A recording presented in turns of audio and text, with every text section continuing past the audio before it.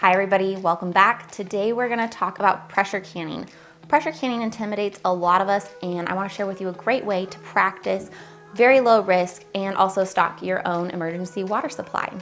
Yep, today we're going to be pressure canning water. This is a really simple, low risk, low stress way to familiarize yourself with your pressure canner and also put up a little bit of water for emergency situations. Let's start by kind of going over all of the pieces. That's a great thing to do when you get your pressure canner out. Just make sure you have everything, you know what's what, everything's clean and ready to go. I've got the actual pressure canner vessel right here, ready to go, canning rack.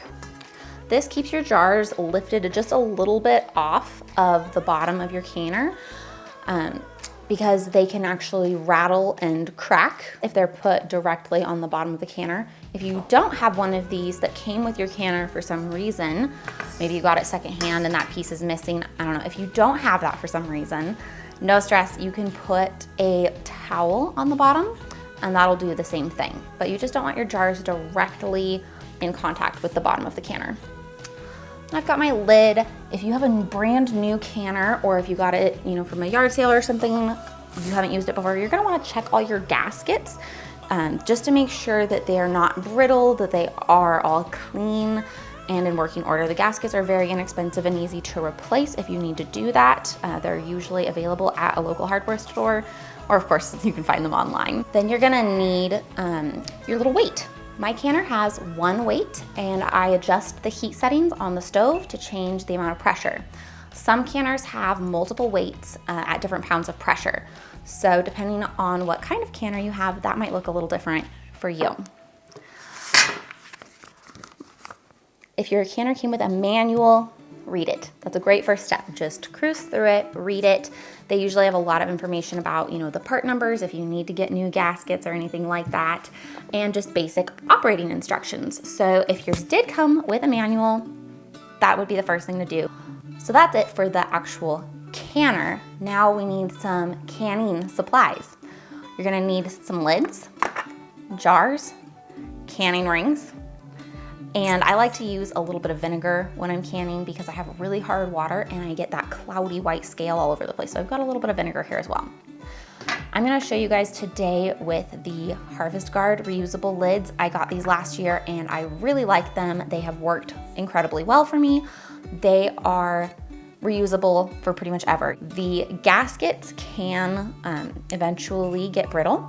So they're rated for about 8 uses on the gaskets, but the actual lids are guaranteed forever. So it's a 2-part lid system. You take your lid and your gasket and layer them on top like that. And that's the complete set. So with these lids, what we're gonna do is, I've got a dish here of hot water that all of my rings are soaking in. This makes them a little more pliable and helps them to just get a good seal. So if you're using metal lids instead of the 2-piece reusable lids, you don't need to get them warm first. The basics of canning here, if you're going to put something cold into your jars, the jars need to be room temperature. They don't need to be preheated. And the water in your canner should also be cold. If the contents that you're putting into your jar are already hot, then your jars need to be warm and your canning liquid in your canner should also be warm or it could be hot. This is to prevent cracking of your jars, breaking when they go between really extreme different temperatures. So if I had a cold jar and I poured boiling water in it, that could crack the jar. If I had a jar full of hot jam and I stick it in a cold canner, that could crack the jar. Today I'm going with cold water because my tap water is filtered natural spring water. It's very clean, I trust it. So I'm gonna go ahead and can my water cold.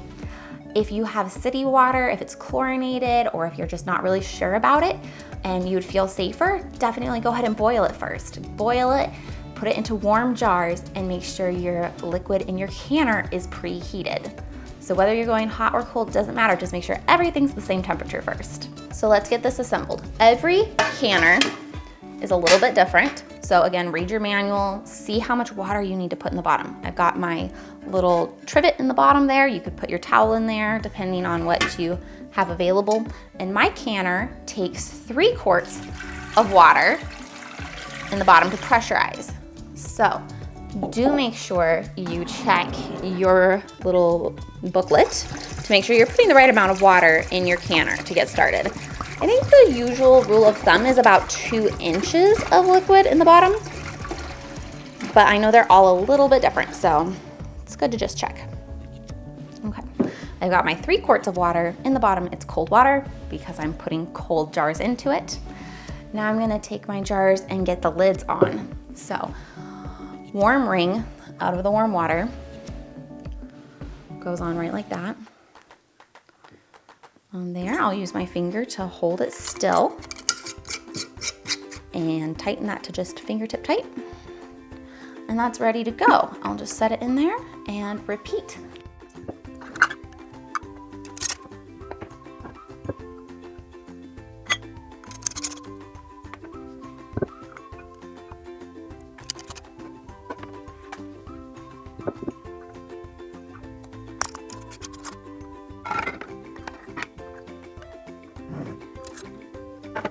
So now to top this off, I'm gonna add about 1/4 cup of vinegar to my liquid. And that's just gonna help keep that hard water scale from building up and clouding the outside of the jars. That also helps keep my gaskets and my lid from getting all scaled up with hot water. So if you have hard water, it's definitely worth adding that little splash of vinegar. Now we'll get the lid on and we'll get it started. All right, the lid locks on. We're gonna go get this on the stove top. Since we're starting with something cold, we need to let it heat up a little bit more slowly. If you did a hot pack and you're starting with something that's already hot, the water in your canner is hot, the contents in your jars are hot, you can heat things up a little bit faster. But since I'm starting cold, I'm gonna just turn it on to low, and then I'll come back and turn it up to medium in a little bit. We're gonna wait quite a while because we're starting from cold until we turn it up and things really get going. This little steam valve here, we're gonna not put any pressure. We're not gonna put our little pressure weight on until a good steady flow of steam is coming out of this. All right, it's been probably about 20 minutes. We can really hear it boiling now, so I came over to check, and we are getting some steam out of the valve. Be very careful, don't touch this because it's super hot, but I'm having a good steady stream of steam coming out of the vent now. So I can add my weight. I'm gonna go ahead and add my weight, right like that. And now you can see back here, the little pressure thing popped up. So that means it is sealed. We now are sealed and we're gonna start building pressure here. Our gauge will go up and I'll be able to see what pounds of pressure we're at. For this, we're gonna go 10 pounds of pressure for 10 minutes. Depending on what you're canning, the pounds of pressure and the amount of time will change. But for this one, I'm gonna do 10 pounds of pressure for 10 minutes. So right now I can walk away, come back in a little bit and check and see whenever we hit 10 pounds of pressure. That's when I'm gonna start my 10-minute timer. We just hit 10 pounds of pressure, so I'm actually gonna turn my heat down a little bit to maintain this pressure. I don't wanna go too far above 10 pounds. I wanna try to keep my heat adjusted to a level that keeps it right around 10 pounds. And I just started my 10-minute timer. All right, there's our timer. So all we're gonna do now is turn the burner off. We don't need to move it, don't touch it at all yet. Just turn the burner off and wait for it to naturally depressurize before we do anything else. Okay, you walked away for a few minutes, you let it depressurize. Now it's completely depressurized. The little vent in the back has gone down. It's not spluttering or making any sounds. The pressure gauge is all the way back down to 0. Now we can finally check our contents. Okay, I'm gonna take the weight off and just set that to the side. Now we can undo our lid, and this is hot still, so do be cautious. Touch the handles, don't touch the whole pot. You need a little set of these little grippers to get the jars out because they are piping hot. Take them out and carefully just set them on a towel on your kitchen counter.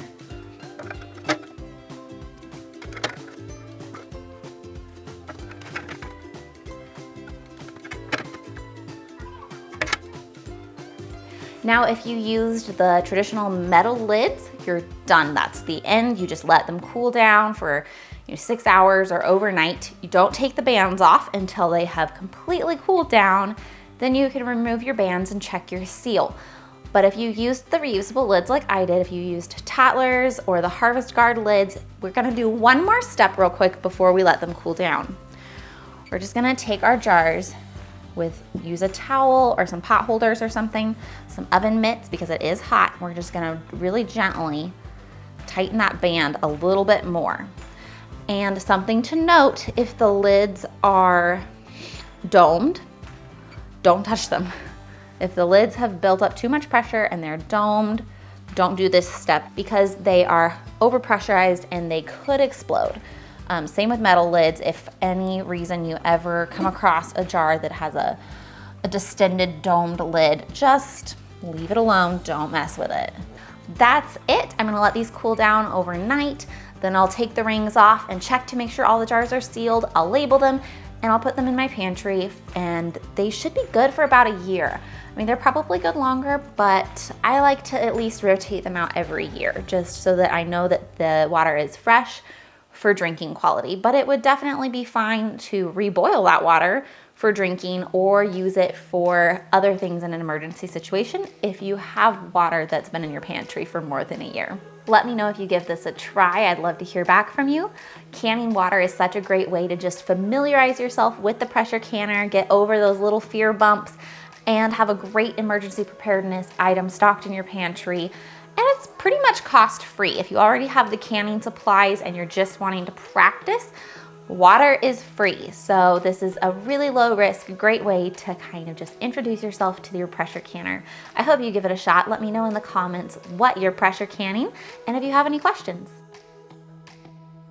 Hi everybody, I hope you enjoyed today's video. If you want to see more videos in the future, please subscribe and hit that bell to stay notified.